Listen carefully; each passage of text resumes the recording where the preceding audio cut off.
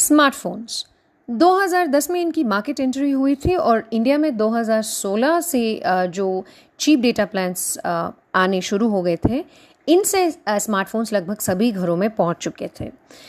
खासकर लॉकडाउन में, यानी फुल लॉकडाउन, पार्शियल लॉकडाउन के चलते और बच्चों की ऑनलाइन क्लासेस के चलते इस स्मार्टफोन ने और भी ज़्यादा जगह बना ली हमारी सोसाइटी में और लगभग हर स्टूडेंट के हाथ में ये स्मार्टफोन पहुंच गया है।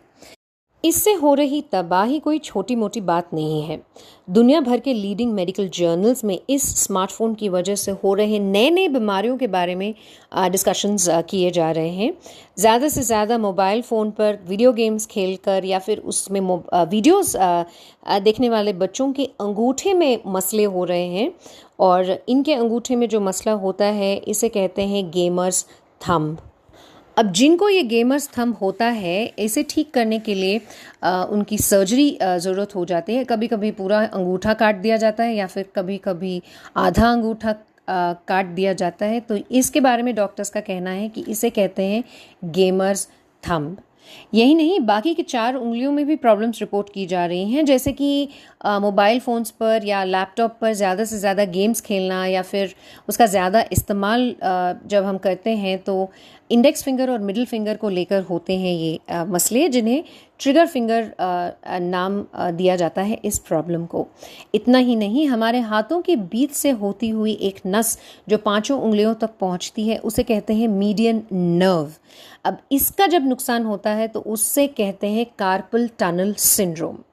5 साल पहले तक इन बीमारियों का नाम किसी ने नहीं सुना था, ये काफ़ी कम होते थे लोगों में, लेकिन अब ऐसी कई सारी नई नई बीमारियां देखने और जानने को मिल रही हैं।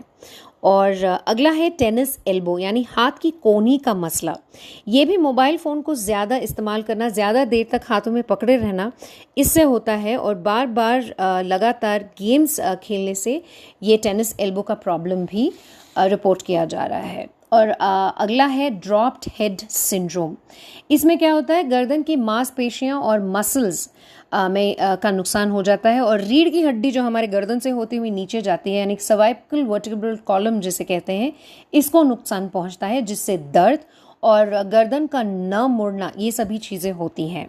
क्योंकि सेलफोन जब हम इस्तेमाल करते हैं या ज़्यादा जो लोग इस्तेमाल करते हैं वो हमेशा उसे हाथ में पकड़ कर गर्दन नीचे देखकर उसका इस्तेमाल करते हैं, उसे देखते हैं। ये तो 5-10 मिनट के लिए अगर किया जाता है तो ठीक है, लेकिन घंटों रोज़ दर रोज़ ऐसे करने से गर्दन झुक जाती है आगे की तरफ, सर भी झुक जाता है, जिससे कि सर दर्द, गर्दन में दर्द और कंधों को नुकसान पहुंचता है। तो ऐसे होते हैं गर्दन, कंधे और सर के मुश्किलात।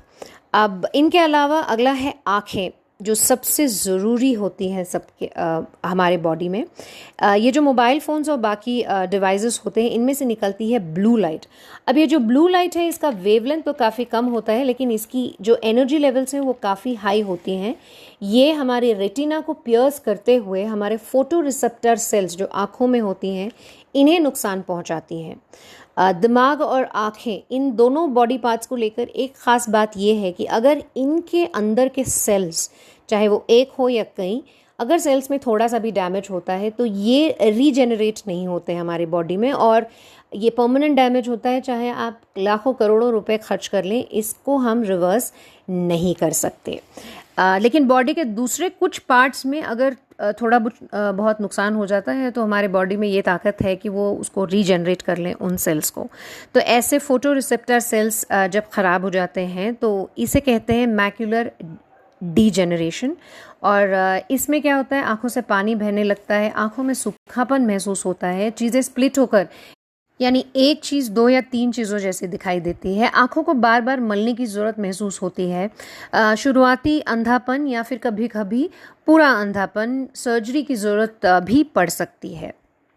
अब ऐसी सभी बीमारियां हो रही हैं बच्चों को, न केवल बच्चों को, बड़ों को भी ये बीमारियां हो रही हैं।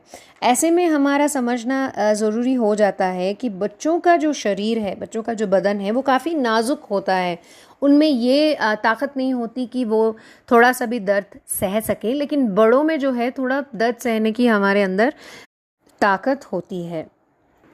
इसीलिए हम बच्चों को लेकर इन बातों पर जोर दे रहे हैं, लेकिन ये मसले बड़ों में भी देखने और सुनने को मिल रही हैं। अब हमारे बॉडी में सबसे ज़रूरी हिस्सा है जो हमारे बॉडी का पूरा कंट्रोल करता है, वो है हमारा दिमाग। इंसानी दिमाग से जुड़े कुछ शॉकिंग बातें जो हम नहीं लेकिन दुनिया भर के मशहूर डॉक्टर्स और इंटरनेशनल मेडिकल जर्नल्स में जो रिपोर्ट्स पब्लिश हो रहे हैं, उनके हिसाब से दिमाग के अंदर का जो ग्रे मैटर है, ये सेल फोन के ज़्यादा इस्तेमाल करने से इसे काफ़ी नुकसान होता है। हिपोकैम्पस दिमाग का जो एक हिस्सा है, उस पर भी सेल फोन का असर बहुत ज़्यादा पड़ रहा है। न सिर्फ ये, सेल फोन से आते रेडिएशन से ब्रेन कैंसर भी हो सकता है, ऐसा ज़्यादातर डॉक्टर्स का मानना है, लेकिन कुछ डॉक्टर्स का ओपिनियन इससे अलग भी है।